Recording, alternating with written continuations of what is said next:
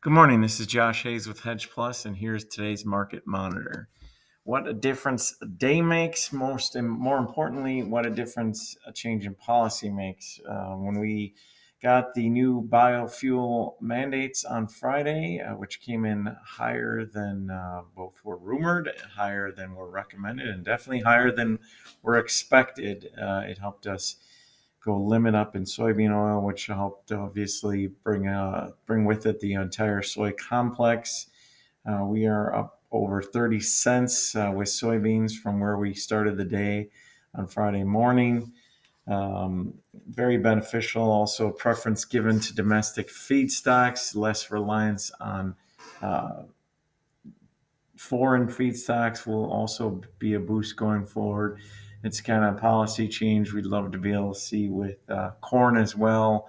I think we're going to see that with corn is going to come in a real emphasis in trade deals to sell U.S. ethanol.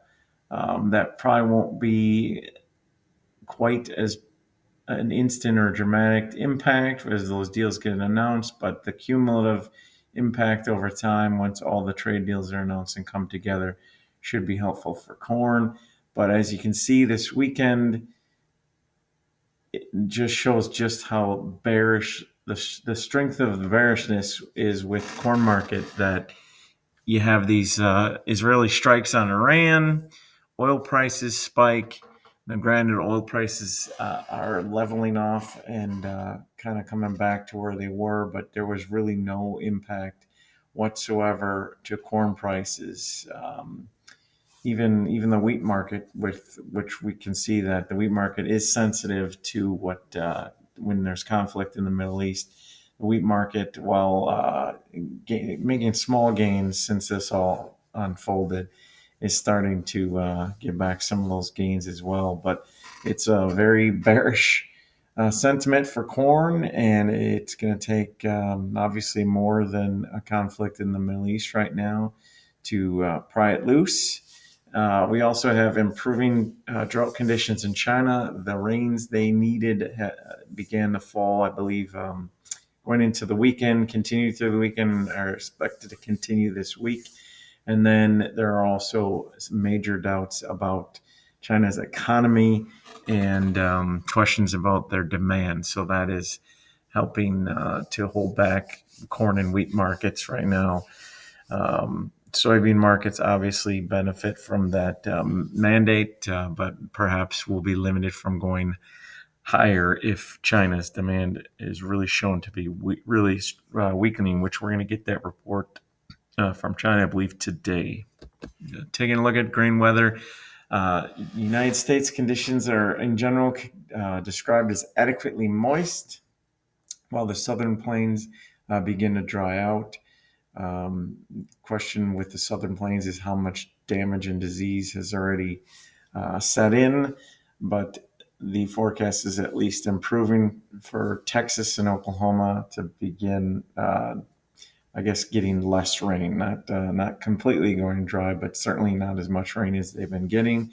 Meanwhile, as I mentioned, in China, rain has arrived there in the worst hit areas of drought, so their conditions are improving.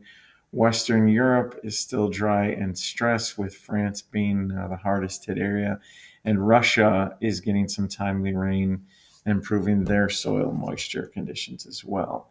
Taking a look at the overnight, corn and wheat down. Like I said, giving back some of the gains that we saw on Friday.